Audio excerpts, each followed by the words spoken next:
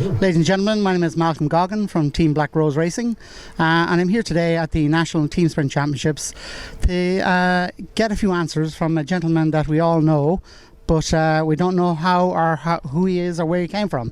So, Dany Blondeel. That's right. Welcome to the National Sprint Championships. Thank you very much, Malcolm. The Belgian project. Yes. It's an interesting concept, but I know there's a lot of people out there that are a bit mysterious as to what it is, how it came about, and in fact who you are yourself. How does a Belgian man come to having a big impact on the media circle here in Ireland? So maybe you could tell us about the Belgian project. Yeah. Well, the Belgian project was started in 2008. I have my ex-brother-in-law, Cormac McCann, that you maybe know. I do. We were talking away and he said, Dany, with your contacts in Belgium, would you not do something that we can put some youth, get a bit of experience in Belgian racing?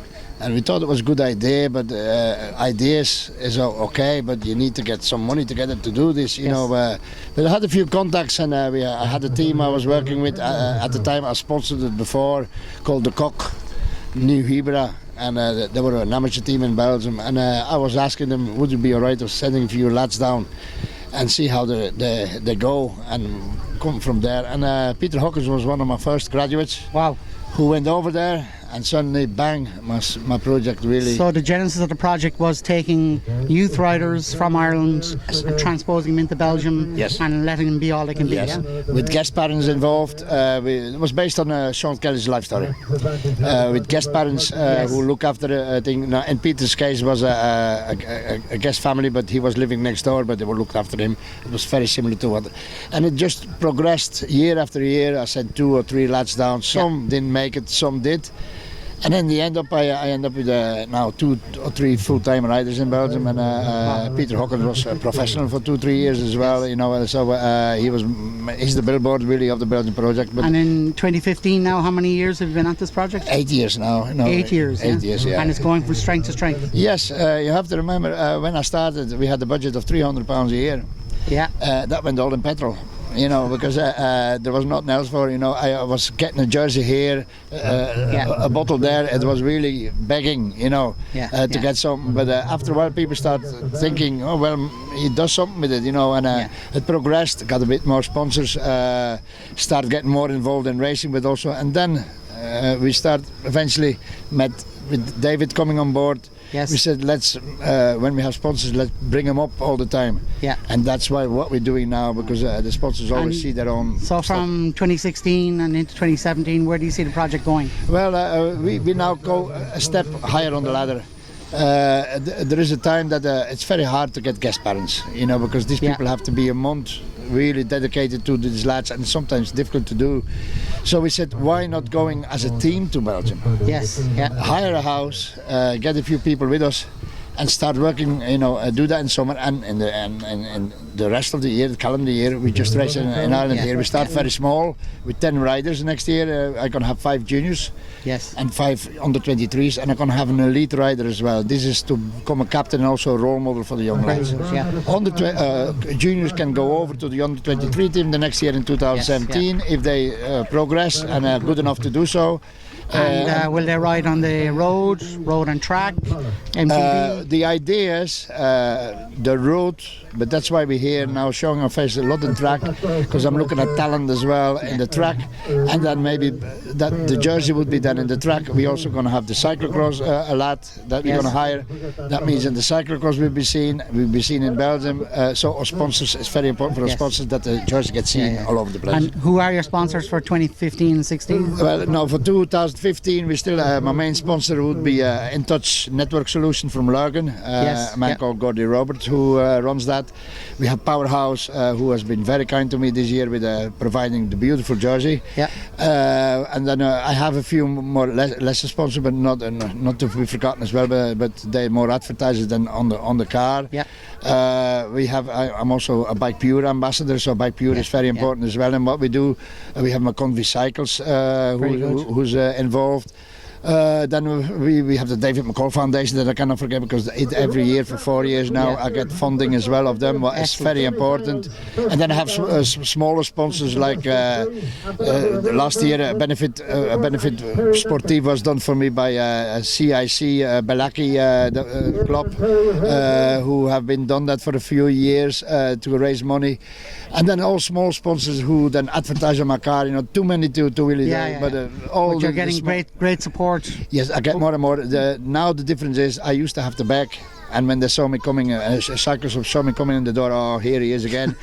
Now it is more, they would call me and said, Dany, can we help you? That's the change now. Excellent, yeah. And tell me, in relation with Cycling Ireland, are you integrating your efforts with their efforts? Or is that something to be explored? I'm independent. You want to be independent? I want to be independent. I never have really asked money to Cycling Ireland. The reason is I want to do what I want to do. Of course, if Cycling Ireland won one of my riders for the national team, my God, that's an honour. Off you go, lad. But in 2017 there will be different sponsors on board as well, bigger sponsors. The name I cannot reveal yet, but In Touch Solution is one of them. Powerhouse Sport is one of them as well, but there's a few more as well. But we cannot talk, the discussions are not finished yet. There's no point of talking about it yet, but they will come on board as well. So Dany, tell me just very briefly about yourself then. How did the man from Belgium end up in Ireland? Obviously there's a woman involved and not just cycling. Tell us your own story. Yes, well, I raced a bit when I was younger, but I wasn't very good. I loved the surroundings of the racing, like the beer, the women.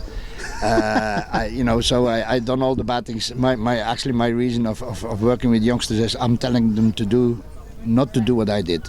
Yes, learn from the wisdom. I learned from my mistakes, because the way I was doing, I never would get anywhere. But I always got involved in cycling. Left it a bit, went into fishing, because I was a fisherman by trade. Very good. End up through women in Ireland. Yes. And then met my wife in '89 in Bangor. Through the fishing as well. And I never fished again in my life after that. The rest is history, as they say. The rest is history, but that's the reason I'm here, So you're actually using your personal connections in Belgium to leverage that into the benefit of cycling on the ground, really. Yes, but it gets harder and harder to get things for free now. Of course, and because favours run out, and sometimes it's very hard to do so. I still have a bit of support, but I'm trying to get now in the Belgian market as well with some Belgian sponsors. That's why we're going to have to race in Belgium in a few weeks as well to show the colours. So, like in terms of giving back to those sponsors and giving back to the community, in 1 minute, tell me, who are the highlights? Who are the stars, both present, past, and up and coming on the Belgian project? Well, the Belgian project, the wee stars. We would say Peter Hawkins to start with. We had lads like Adam Rayner, you maybe heard of, a young lad. He's now stopped with racing, but he was a prospect. We had a Matthew, anyone in the pro ranks now? We have not the pro ranks, but in the full timers we have Mark Potts, Angus Fife, who all come through the project. We have Greg Rea, who for the moment racing in Europe, but now broke his collarbone, so he's finished for the year. He'll be back next year. He actually, hopefully, he will be on my team. So are you kind of looking at talent now here today? Yes, I'm scouting all the time. People, and I take up some lads sometimes that nobody else wants, or the lads who've been forgotten. Yes, because I can see talent sometimes, but they need to be developed. And sometimes if they're not good enough, they don't get in Irish teams or in Ulster teams or wherever they are. But there's sometimes, I know, because I done the Ras Donegal with 5 young lads who never raced together, never done a stage race. We were second in the team classification, 4th in the overall, and won the under 23 team. This with lads who never raced together again. It just motivation. Have a good background in the evening. Let them have a bit of fun. Have a good meal. Goes to show you that there is an alternative then. Yes. Okay, Dany Blondeel, thank you very much for your time, and we wish you all the best for 2016. Thank you very much. Bye-bye. You're here of us again. Yes, thank you.